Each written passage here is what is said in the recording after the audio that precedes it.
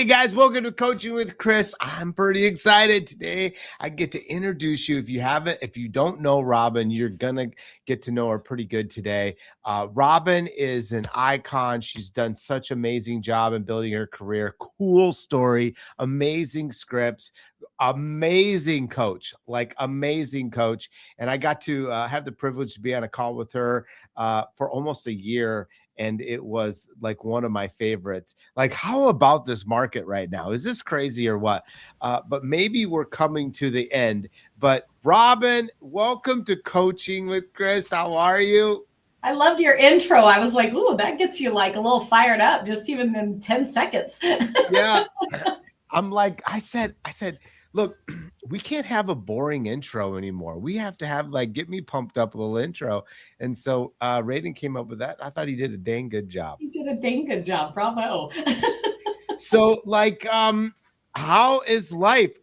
Your kids are getting married. You got the little ones. It's just got to be pretty fun right now. It's pretty darn fun right now. Life is crazy. So for those of you guys that don't know me, I have 5 grown adult children at this point. So I was a very young mama when I was initially in the industry. And so, yeah, I have 5 kids, unintentional. So 3 of them are triplets. They are 24. All of my kids are married, and I have 6 grandbabies and counting. So kind of insane. It's like in mortgage years. I've been married for long enough, Chris. I have enough kids, and I've been in the industry. I'm knocking on 30 years in 27. So I'll be 30 years in the industry in October of 27. And so in dog years, I'm like 186. And you know what? I didn't know it was legal to hire somebody in the mortgage industry when you're 11 years old. Yeah. Apparently it is. Child labor. I'm not opposed. What did having the triplets teach you and relative to the mortgage business? Because that had to be first you're Robyn, just to let you know, you're having 3. To the reality of, babe, how are we going to get through this? To it's here and now it's survival mode, going through all of that, not only to mention then grade school, middle school, high school, the college opportunities and choices to marriage. How did that correlate to the mortgage industry? Yeah. I think that, I'll give you a couple tidbits for all the women in the audience. I mean, there was one of the best things that happened to me was chips on my shoulder. And I think all of us get chips on our shoulders at any given time. And I think we can choose what to do with them. And I call them chips because I think chips are something that you use, hopefully for the good. Weights are something that you use, right, that paralyze you, right, that hold you down, that make everything feel heavy. So good. And I really chose to make sure that those things became chips, not weights. And the biggest part of that, I was processing at the time when I had our first son. I was married, but a mom at, just shy of my 22nd birthday. And then on the second pregnancy, intentional pregnancy, unintentional mass reproduction, when they told me at almost 12 weeks that there was 3, I about fell over. And at the time I was working for top producers, both with our first and then with our second. And both of them kind of eliminated me within weeks of knowing that I was, going to be a mom. And I think, those weren't really the HR days, if you will, 20 plus years ago, but, small mom and pop shop and people just kind of saying well, that's going to be a burden, right? That's going to weigh her down. The odds of her being able to do what she does, I was processing pipelines of 50 plus units, which was so good for me because it just let me touch and see all sorts of different loans. But, I think what the triplets did was it forced me into a discomfort that we got comfortable with discomfort. And I love that piece of it. And I think you can attribute that to mortgage in general. And the fact that, I realized I'm going to work for $60,000 to $80,000 a year for the rest of my life, tied to a desk, if you will, or I'm going to take risk, and I'm going to try to create a life that can only be created by being uncomfortable, right? Can only be, it's all of us have chosen. I say it all the time. We choose a zero or a hero, if you will. And I don't say zero as in you're a loser if you work on a W-2, but zero risk versus you get to be the hero of your own story. And I recognized pretty quickly that, hey, feeding 4 kids, and then we adopted my husband's nephew a few years later, because why not? And so feeding 5 kids, being a mom to 5 kids, one, yes, I needed flexibility, but more important than that, we needed financial stability, and we didn't have it. And so when you don't have a choice, you do a lot of really good things in your life. And I think one of the things that's dangerous for all of us every day, I joke all the time, and I think all of us could say, if you reflected just on last week, Chris, as an originator, but you were an employee at Costco, would you still have a job on Friday? And I think for a lot of us, the answer is sometimes no, right? No, gosh, I ran late, didn't do the work I said I was going to do, didn't get things done. Can you imagine just showing up and being like, sorry, didn't get all those vegetables? Wars, ran late, checked out, took a long lunch, didn't really feel like it, had an emotional moment with a customer, so that shut me down for 4 more hours, couldn't get work done. And so, the being uncomfortable puts us in a position of making choices, right? And so the triplets for sure put me in a place where I was like, my husband especially was like, we got to do something. And you should go do what these loan officers are doing. And lucky for me, because I started in the business as an 8 to 5, really probably an 8 to 10 p.m. Monday through Friday. Right. Saturdays 50 files are hard to get done. 8 to 5. Working, yeah, running a pipeline, and a big pipeline for top producers. Everybody should be very kind to their processors, just so you know, be very kind. Because, I became that backbone. And so the hard work and the hours weren't something I was afraid of. That was a gift for me. Getting uncomfortable was something I was very afraid of. And so, I just coached for you a couple weeks ago, and loved that group, and got so many kind messages, by the way, after that. Such a great group of people. And one of the things that I talk about a lot was when I very first got started at selling, I really thought, like, I'm an extrovert. I loved karaoke. I like people. I was the captain of my soccer team. I was a cheerleader, I like socializing. And so in my mind, because the processing work I did, so I really knew loans. And so I'll give you guys a 3-word, like I call it the set.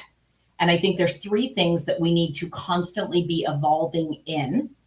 And 2 of them are fairly non-negotiable. One of them will equal money or no money. And so I'll go through that really quick, Chris. So the most basic is the knowledge of what the work we are doing, right? Like, you have to have knowledge in the space that you're in. And all of us have different levels. Some of us can hire to fill that knowledge gap. Others of us, have touched tens of thousands of loans and are really know our craft that way. There's not a right or a wrong way to do that. I've learned that. But I had a lot of knowledge. So my knowledge box was pretty robust. Then the second that I didn't realize I needed was sales. And the truth was, I thought sales was friendship, was buddy, was being likable, was having people that, called me, was having a great coffee or lunch where people said, oh, that was fun, those kind of things. And so the sales skill set, I think, probably hit us all between the eyes post-COVID more than it ever has before in the industry. Because all of us thought we were great salespeople because of the amount and the big, the big pipeline. Well, congratulations. Every one of us can sell a 2.5% interest rate, right? Like, turns out you can build, it always cracks me up. People are like, oh, I'm a $50 million producer. And I'll look at their production. I'm like, you were 1.5 years, right? Like, and that's when everybody and their mother was. And that's not a slam. It's just self-awareness that I spent a lot of years doing this, and I thought it was normal in the industry, the ups and the downs, the highs and lows, that mortgage roller coaster, if you will. And the reason for that was that I didn't have legitimate sales skills. And I hate even saying the word sales. Hate it. Like, that about me, Chris. I know that about you. Right? Like, so I had to turn that word. And if this is helpful to anybody else, to this day, every day of my life, I'm not exaggerating, I say, who can I serve today? And so I turned the word sales into serve. And that helps me frame in my mind, not selling, because I consider selling manipulation. I consider serving helping, right? Like different. Right. Oh, for sure. Yeah. So, You and know I what can you're making pause me if think you, about? Like the reason I paused was I was thinking, do I sell Shalise on some things that I would really like to do, or do I serve her, my wife? And I go, well, sometimes I probably try to sell my way into seeing if I could go do this, and I'm like, I don't like that. I don't like that. yeah, And I need to serve better. But yeah, yeah, I mean, isn't it amazing how a mind shift helps us be able to create more activity, to do more activity, to get a better result, just yeah. simply in thinking about the difference between sales and serve? Yes, 100. For me, and my, like I always joke that my little soft heart, like I couldn't, when obviously I was coached in the core different things, but people going, "You're a salesman," and I was like, "Wow!" Like I don't like it. Like I'm running for the hills when people say those words. And so, but here's the thing: not having sales skills, just having people skills exhausted me in business. And I just want to say that out loud. And the reason that it exhausted me was that everything was based on relationship. Well, relationships take constant interaction to maintain a relationship. How many of us have even lost a friendship of somebody that we used to maybe sleep over and hang out and knew our deepest, darkest secrets, if you will, and you lose touch because that's what happens in a relationship that you don't constantly pour into. And it requires a lot. And it's not to say that our business relationships don't transcend, if you will, into some deeper relationships. But the truth is, we all go to work to possess value, right? To end up and not only receiving value, but to give value. And when I think about the definition of value in general, it's time, joy, and money. Time, joy, and money. And the one that we are all at work for every single day is money. I know. And it's such a weird, I really We had would to get love into to the skirt psychology. around that and not say it. Yeah. But in the end, you can't skip it. No, and you can't skip it with your referral partners. Candidly, you can't skip it with your borrowers. Like money should be the main topic that you are not only the expert in on strategizing someone's loan, but also every partner that works with you. You should undoubtedly be able to say, I will make you more money than any other lender out there. Because at the end of the day, if somebody were to make that proposition and also follow through on it, they will leave you even if you're their bestie. Yeah. Like, and it's not a matter of, and this is where it's like both can be true. People can like you, enjoy you, and find value in something over here that aligns in the work network. Doesn't mean I don't want to invite you to my wedding, that I don't want to hang out with you, that I wouldn't go camping with you and your husband and kids. We all really like each other. But if somebody else can add 60,000 a year into my pocketbook that helps me put my kids into those weddings, into that college, into these things, I'm going there, and so are you. And it doesn't make you a bad person. It means, now I wouldn't do that at the expense of integrity and core values and those kind of things, but For sure. beyond, outside of that, like let's get all the, potential narratives and those things out of the way, and just say, it's okay that it always cracks me up when I sit in a room of realtors and or lenders and I'll go, why do you do what you do? Most of them say flexibility right out the gate, which cracks me up because I'm always like, the freedom and the flexibility. Go tell all your clients that I love my job. I don't have to work that hard. That's my favorite part about it, right? Like Yeah. we never Says sell no one, ourselves right? that way, right? Like, and then the other is always, I love to help people. Well, awesome. But what a difference to say I love to help people than I strategically help people build more wealth by having the smartest, right? Like loan options and overall loan consultation assessment, right? I help realtors make more money. In my proposition, it was always, for every deal we close that they refer, I get them 2 closed deals back within 12 months of the transaction. And if they do the math on that, if they close 5 with me, I get them 10 back in 12 months. You do the math on the average commission, roughly, that's somewhere between $120,000 and $150,000 in additional income working with Robyn over a 12-month window. I don't know about you, Chris, but if somebody said, hey, Chris, I'd like you to sign up for a role that will get you $120,000 to $150,000 extra in income without you having to do anything extra special or more work. Would you sign in? Yes. Yes. And so I spent the longest time being like, oh, let's have coffee and let me show you my program. And I'll do an open house flyer for you. And I'll do a pop by and, I'll bring you a Christmas gift. And it's not that all those things went away. It's just, they didn't become the forefront of any proposition that I had to working with an agent.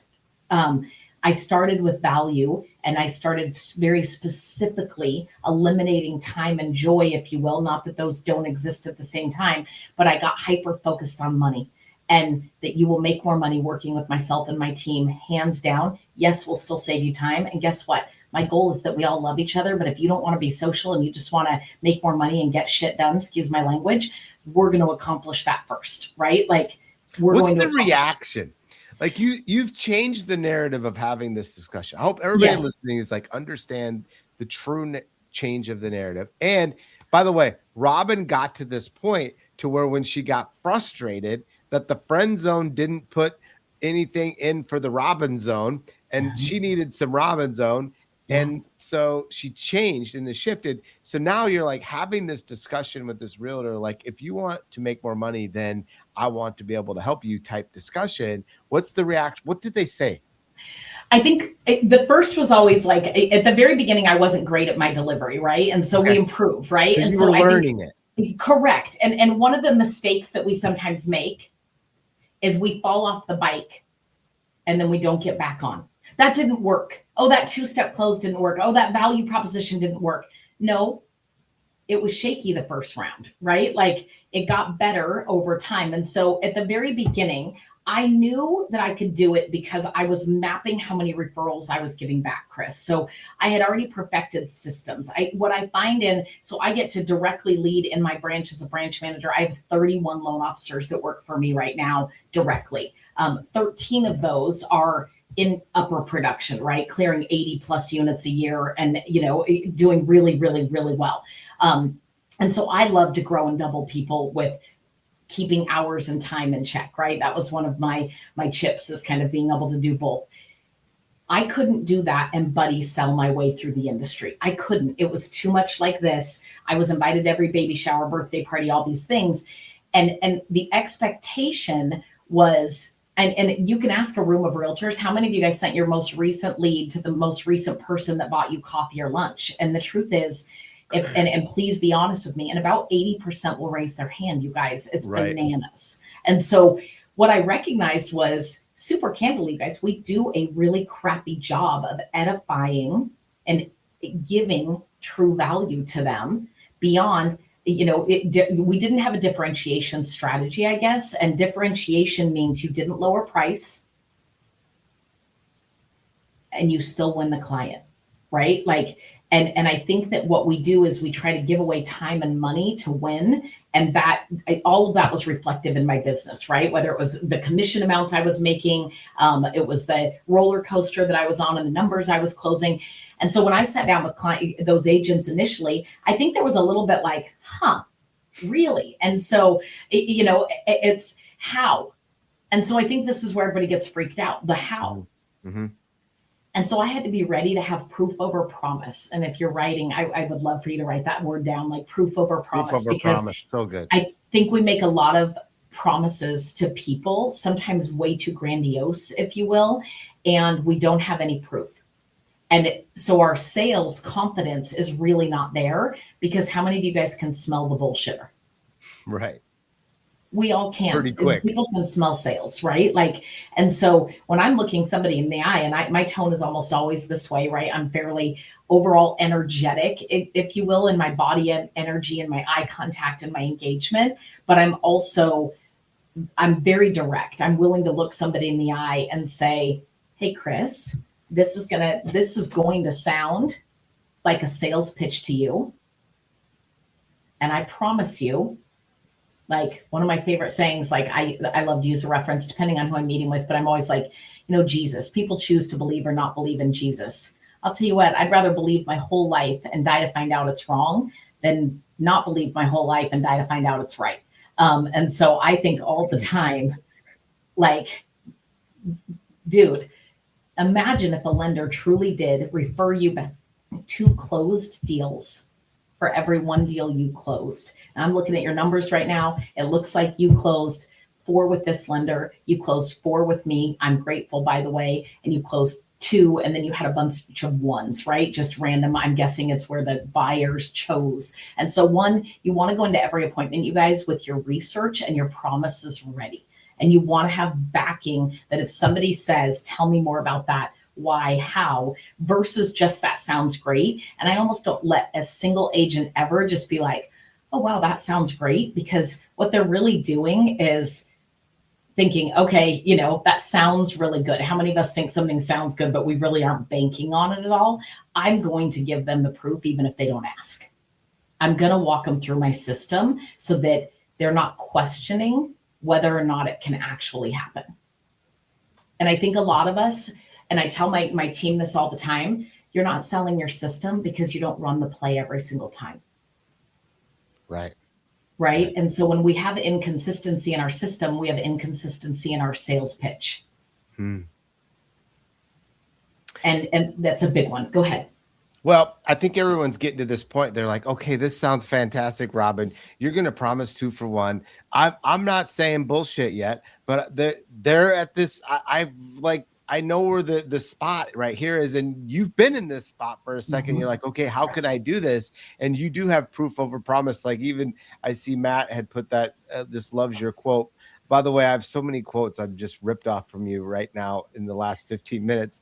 I got my, always write in Sharpie. That's how my brain works. And That's awesome. Goes in different spots. I'm such a weirdo. But how in the world are you going to promise 2 for 1? And how can you show them the proof? Because a realtor at this time is like, okay, uncle, I get, show me how you're going to do it. Yeah, you bet. So let's talk about how we do it. Let's talk about the system. And I'm going to cover a lot in a very short amount of time, you guys. So one, I would encourage you to get pen and paper out. And I would encourage you to not do all of these things, not try to go to your team and yourself and go, I'm going to do everything starting tomorrow. Yeah. We're going to have one thing at a time. And we're going to say that is now truly a relied upon behavior. It's a habit, if you will. It's part of the system. Where I find that people get all lost in everything is that they change up how they're doing things. And so let me go through a couple things. First of all, process, and I'll forward you an email, Chris, that I wrote yesterday about process to my group. I write an email every Monday. I'll forward it to you and you can share it with your team. But process, you guys, sets us all free. It allows for you to not only trust and know what's going to happen next, but also you to place clients and agents in a space where you take full control. And here's one of my demonstrations of that. None of us would ever go into any professional's office, and I'll use the doctor as an easy one, and call the shots, even though we're the ones with the insurance writing the check or ourselves writing the check. We would never walk in. Imagine, Chris, if you're a doctor and I walk in and I go, hey, I don't really want to do this whole registration thing this morning. Can I just get with Chris? And Chris, can you tell me what prescriptions you can give me right away? And what's that? Like, I don't really want to do the weight thing, like pass on the whole, blood pressure items. It's so random to me that we have an industry that is proven to give the most wealth in America. The most wealth in America comes from people that own homes, period. It's not even remotely disputable. Mm-hmm. You will be richer than any of the average Americans if you own a home.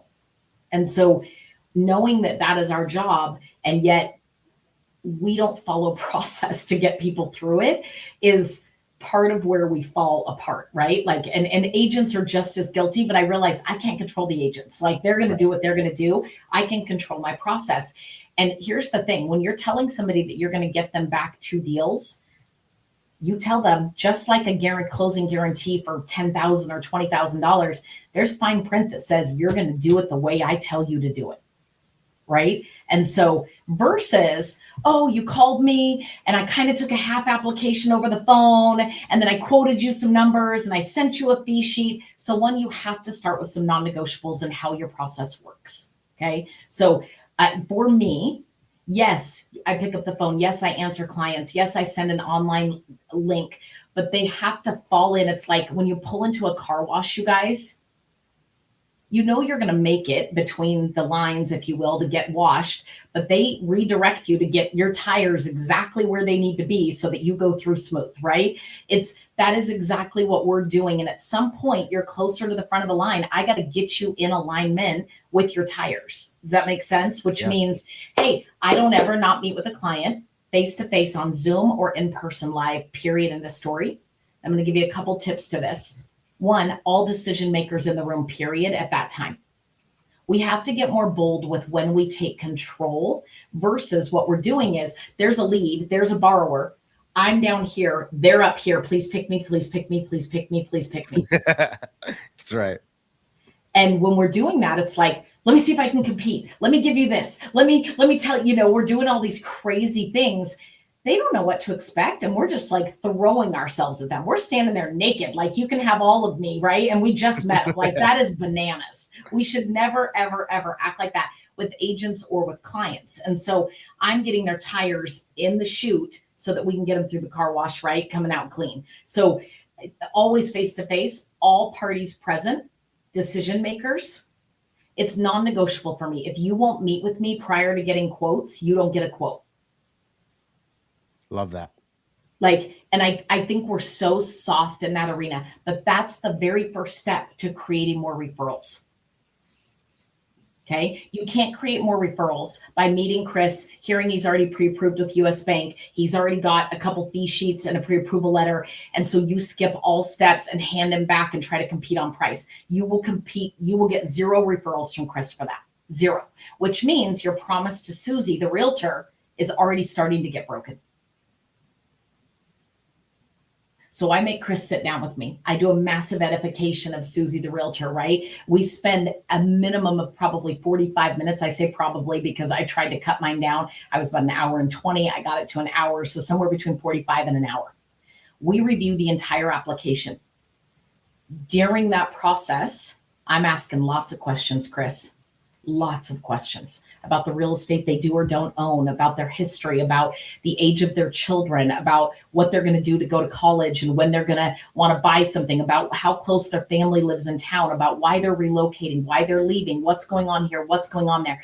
All of these pieces are puzzle pieces that say there's a lead opportunity, there's a loan opportunity. I see that they've got a 21-year-old, or as I ask about their 16 and their 18, they actually tell me they have 5 kids and 3 of them are older. Where do they live now? Now we're going down a path. Does that make sense? Like Yep. It's a constant communication and conversation, but you can't do that throwing a fee sheet at somebody. Right. And asking them for their docs, right? You have to review. Your application is a book of opportunities. Yeah. And we see it as a requirement to get a loan, 1 loan. I see it as a book to find 5 more loans. Does that make sense? I love that. Very different in how I see it. So after I do that consultation, even if they didn't work with me, I consider them a client forever, as long as they did that consultation with me. Mm-hmm. We have to get out of our own emotions. And so one of the emotions that we often have is, if you didn't choose me, you're dead to me. And that's not really how it works. And what I mean by that is that sometimes it's a blessing that somebody says, hey, I'm going to go use Chris. And their loan is a really hard loan, a crappy loan, if you will, a borderline loan. You're telling them the truth. Someone else is doing a song and dance. They choose to go over there. You get no egg on your face. You get to stay in contact and connection with them. You get to follow up. You get to check on the agent, and you become a referral source for life for that client who hated his experience with Chris, but loved his follow through from Robyn. I didn't get a paycheck that round, but I never, ever, ever dismiss the future paychecks. I love that. And you guys, that just in itself keeps your mindset in a positive place where you don't get paralyzed by the one shopper that left you this morning. Yeah. So many get paralyzed. Right? Paralyzed, like sometimes for days. The market's shifting right now and not being our friend. A lot of you guys might have an unlocked pipeline or some files that you're working on, and you get paralyzed over interest rates, which means your value is simply in market conditions, not in yourself. And that's a problem. right? Yeah. You have to build value within yourself. And so we go through everything with the clients. I could go through my whole loan consultation, different class, probably different day. And so I have that. And then I ask them at the end what their number one is in the MIT, which is, we kind of start with that and then we end with that. So I'll give a brief rundown of that. Most important thing, MIT. I go over 4 items every time with the clients: the property, if there is one yet, the interest rates, the cash to close, total cash out of pocket, total, right? And then total monthly payment. So when I say total, I get deep into that with clients so that they understand it. And then we really press against what's their max that the computer shows and what's the max that they truly have in hand. And then we prioritize the 4. Okay, we prioritize the 4. If rate remains number 1, I don't care if it starts as number 1, but after that hour that I spend with them, if rate remains number 1, I'll give you guys this line. It works. I'm not joking. You guys are going to have to write this down. Yeah, I could play you 10 voicemails from loan officers across the country that don't even work for and with me that have said, holy crap, I did it and it worked. So it's really a takeaway close. And I won't ever say anything works 100% of the time, but it increases your odds significantly. I would say to them, hey, Chris, it's been so amazing to meet with you. And I love Susie, your realtor. She's phenomenal. You and I've talked about that. Now that we've gotten through everything, and rate still seems to be at the edge of everything that you are after. I can't control interest rates. You and I've talked about that. But having the very lowest rate and the lowest fees, I can tell is really at the heart of what you are chasing more than the total monthly payment, the total cash to close on that property. Now, I've talked to them at this point, you guys, about the difference in our pre-approval letter. I've edified some things, right? Like I've made sure. And then I will tell them, I will tell Chris, I'll say, hey, I want to take care of Susie's referrals at the highest level. If you will give me permission, I'd like to, before you leave this appointment, I'd like to put your information in on bankrate.com. You will have 70 lenders calling you and texting you and literally fighting to the death to make sure that you get the absolute cheapest. And if anything, I hope that you got some value out of this last hour. I'll keep checking in on you, but I'm not going to issue a pre-approval letter to Susie because I want you to make sure you represent your offer with who you choose as a lender to work with. What's the worst reaction you've ever gotten? Offended. I literally had a guy that was like really pompous and he pretty much was like, oh, so you don't want to do the work? Like pretty much, and I always relate back to what they do for a living. Yeah. I just throw it back on them, right? Like I had one guy who was a college professor, really nice man, and he was super struggling with it, like had a credit union fee sheet, had already shopped, knew he was a really clean loan, really, really clean loan. And I just finally said to him, I said, Chris, it's okay. Like, I'm not offended. I'm truly trying to serve you. I hope you know that. Yes, there's a takeaway in there because I want to work nights, weekends, get those pre-approval letters out, edify, call the listing agent, do all the work that we do so beautifully for someone who's also chosen us, right? Chosen our value that we bring to the table. I'll give you a quick thing. If he says at that point, are you competitive?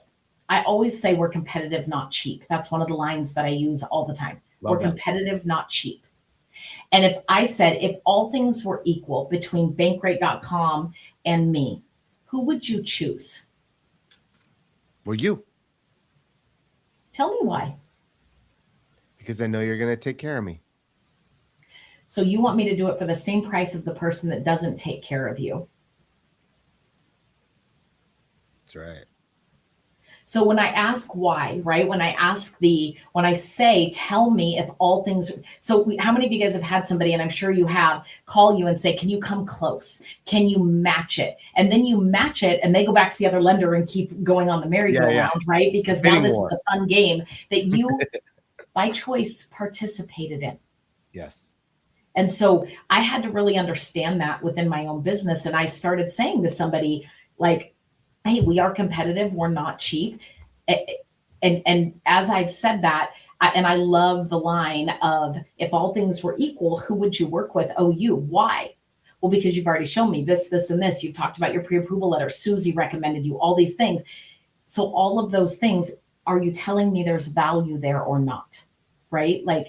And it's a takeaway that can be respectful. It never, for me, is in a tone of anger frustration. It's never pompous. It's never arrogant. It's never combative. I'm the same person energy wise talking about their jobs and their income and all these other great things as I am talking about the takeaway close on the interest rate. But I need to know right then and there. I'll give every client at least an hour of uninterrupted, incredible time, because that's part of my process to get more loans over to the real estate agent, whether they use me or not. But I want to be very clear if they're my client moving forward. Yeah. And I will say this, and I say this to all the realtors out there. The reason you're not willing to do that, you're scared to do that. And this is such a simple answer that I hope becomes a chip, not a weight. Yes. Is you don't have enough leads. If you had more leads, you would say it. But when you don't create enough leads, you get desperate and you break all your systems and all your processes to get a loan in the door. Yeah, that's right. So people are like, how'd you do that? How'd you get so brave? Well, I was producing 150 leads a month consistently, and I was exhausted. So I had to quit doing a dance for every single client in different ways. I had to streamline my process. And here's what's crazy. My conversion went up. Yes, some of my leads went down a little bit. I wasn't hitting 150 consistently all the time, but my conversion numbers went up, Chris, at over 100 leads a month. And my business got 10 times better. My hours went to 45. My husband would have never divorced me, I like to believe, but my husband was much happier, all of those things, my kids. And so I'll move on because I spent a little bit of time on that. But so loan consultation, disclosure is a recap of the loan consultation in a brief form, just MIT, right? So we're spending some time there. I'm starting to edify the agent big time. How much do you love the house? Who are you going to share it with? How many friends have you told at work, right? Like I'm planting a lot of seeds around networking and RAS, reticular activator, to help create more business coming through the door, right? So I'm knocking on. I love those questions, by the way. Hope everybody caught that. Because you asking that client that question goes, I wonder how many people have I told? Maybe I haven't told enough. Maybe I've told too many. Like you ask that question makes me think. Yes, 100%. Which is what you want. 100%, 100%. And then I put them into the process. So they're going to move through the process. After my disclosure call, so at this point, I've done a pre-approval and I've done a disclosure call. No, I had a team at this point in my business. If I didn't, I was doing these steps myself. As I grew, I had to get help. And so, but after disclosure call, I did one, unless I was needed otherwise, I did 1 2-week love call. And then if the appraisal came in high, I did a touch there. So I'll give you guys 2 examples of that. So love call is just checking in, and I'm edifying again the agent, asking questions. I'm not updating them on, you needed bank statements. Let me check on that for you. I know I'm not doing anything on the loan. I'm simply building rapport, right? With the client, right? Like I'm envisioning future, not past. I'm sorry about this. I know this is hard, those things. I'm very much like, what are you going to do to the kitchen? What's your plan here, right? Like, are you worried about the distance between work and, this? Have you test ran it, right? Like we're talking about fun things, different things that are outside of, I know that we asked you for your pay stubs for a 3rd time, right? Like I'm not having that conversation if I can avoid it during that call. I'm trying to create more wins, right? In that process. And then if appraisal's high, simple hack, you guys. We do such a piss poor job of edifying realtors. So one of the things I'm asking every single time from the get-go, from the very, very first conversation I talked about, was I would say, hey, Chris, I'm going to ask you over and over again because of how much I love Susie. And I could tell you horror stories about what a bad realtor costs. But I will edify and show you multiple times during this process how valuable a great realtor is. So one of my jobs is to get Susie referrals. I have to get her some referrals. So if you could help me with that, that would be awesome. I want Susie to walk away with a new listing, a buyer, somebody that says, Chris and Robyn, we're so grateful for the opportunity to work with you. A pro's pro again, Susie. Yeah. Right. So I'm asking that on every single interaction. Hey, how are we doing on those Susie referrals? Right. Like I'm literally, and here's the deal, you guys, I'm not asking for myself, which makes it so easy. To say I'm asking for that agent who's already done me this favor. And you didn't ask once. You're following back up by saying, hey, how are we doing on Susie's referrals? Correct. And what did they Over say? and They're like, yeah, I'm working on it. Yeah, they're great. I mean, and honestly, if I allow the pause, if Okay. I allow, because I'm a talker and I'm a speed talker, so my biggest risk always is like diarrhea of the mouth. I'm Yeah. like, hey Chris, how we doing on Susie referrals? I love Susie so much. Isn't she so great? And blah blah. You guys realize I just asked a question. I never paused for the answer. Right. Because you went to the next. Mm-hmm. So we talk through uncomfortable silence when we should sit there for a minute. So I've really learned pace and tone in that circumstance. So I might say, hey, Chris, I can't believe I'm already making what I call love call to you, just checking in and we're talking about these things. And I haven't seen a Susie referral yet. Did I miss one? Okay, that's good. Right. And I'm going to pause, you guys. I'm going to awkwardly pause. And every time I coach, teach anything, I'll pause and the whole group will be like, what's happening? And then it's like, no, that's strategic, uncomfortable. Yeah. It's strategic. So power of the pause is a huge, huge thing in how in all communication, not just sales in general, communication in general needs more pause. I love these two tactics because anybody can implement. It doesn't cost anything. It changes the meeting, it changes the tone, and it gets to the point. And we can still be friends, or we don't have to be. But at the end of the day, isn't that why you went to the coffee? Was to get business, not get another friend? 100%.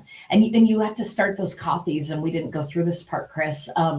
But you have to start those coffees. I would start those coffees with, the typical conversations with, thanks for meeting me. And I've heard so many great things about you. And tell me about why real estate, or so tell me a little about yourself. And next thing you know, we've spent an hour or 45 minutes together and we've chit chatted. And I know about their divorce and their dog that died and all these things. And we have not spoken about business. And then it's like, we both have to go.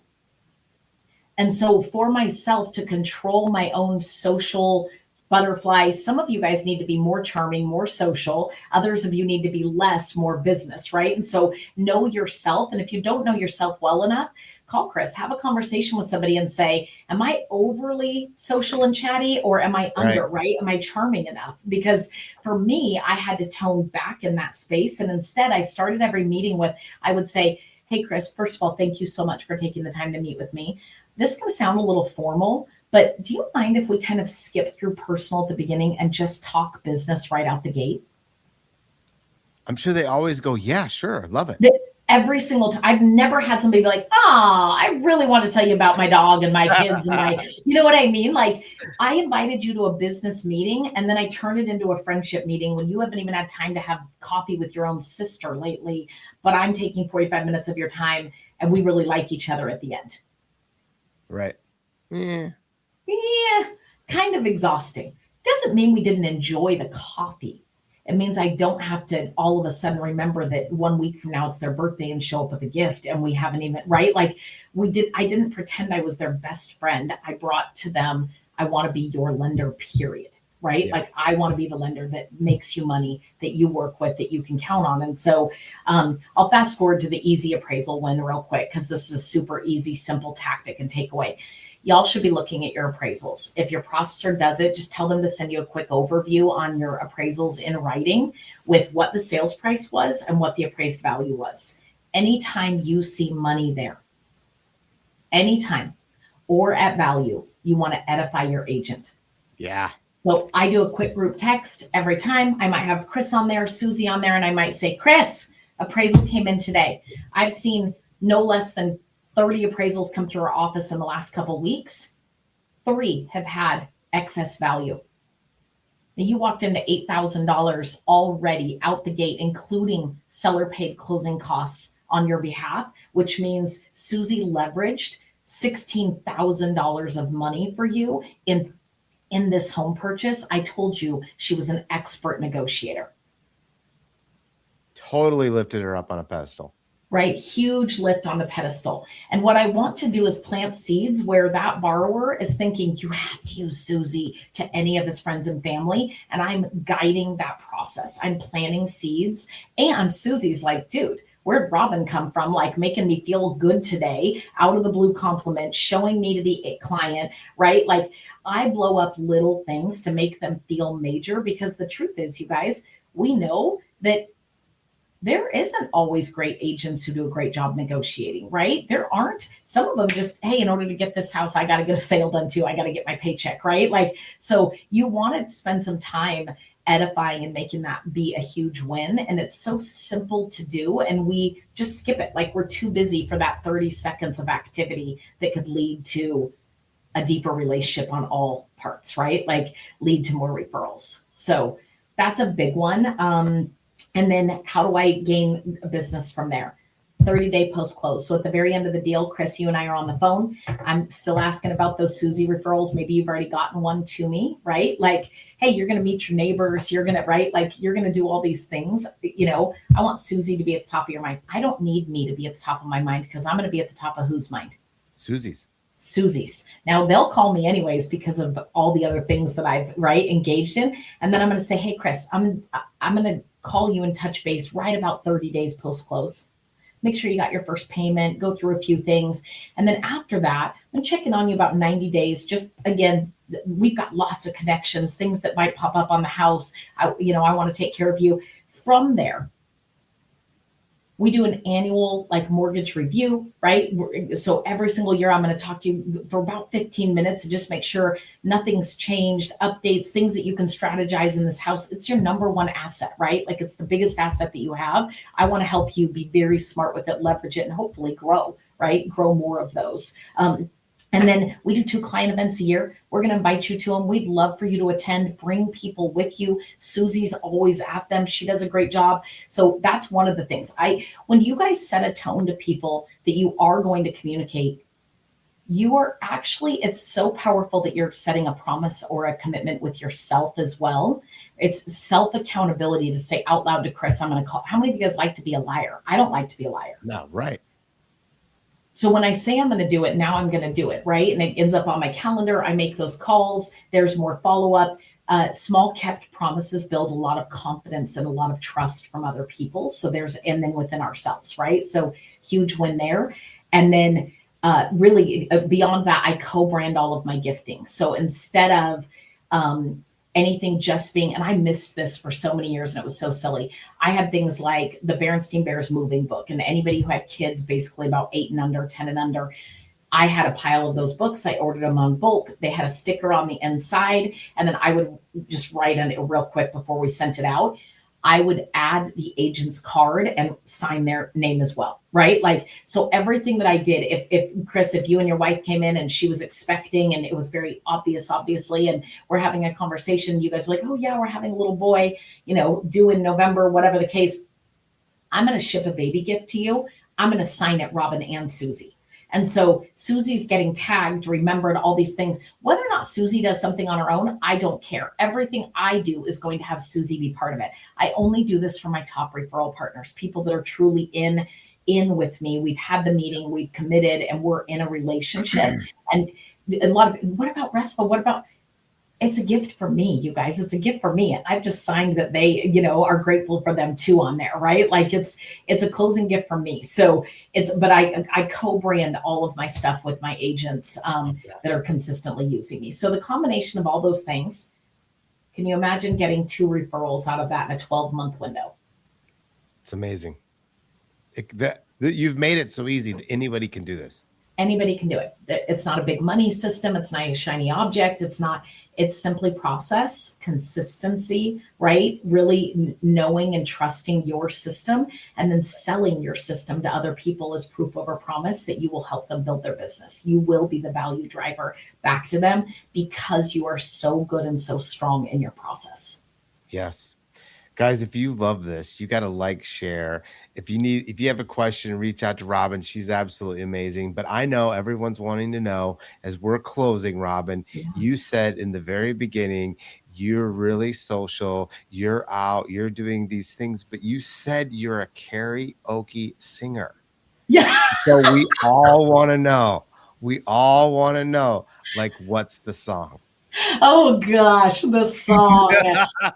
The song, I do for non-blondes, What's Up quite a bit. Okay, so right. I love Jewel. I love to do duets, singing some Brooks and Dunn or Garth or Morgan Wallen, those types of things. But yeah, I'm a mix. My dad, I do Barbara Streisand with my dad when he would sing Neil Diamond when he was Oh alive. my So gosh. my dad was a pro singer. Like you could barely tell the difference in him and whoever he was singing. And so I'm a for sure have two cocktails, listen to me sing some karaoke, and I can hold a tune type of girl. So I love it. Thank you, Robyn, for being on thank Coach you for Secrets. having me. I appreciate you. Have a Yeah, great night. appreciate you, my friend. Always good to see you.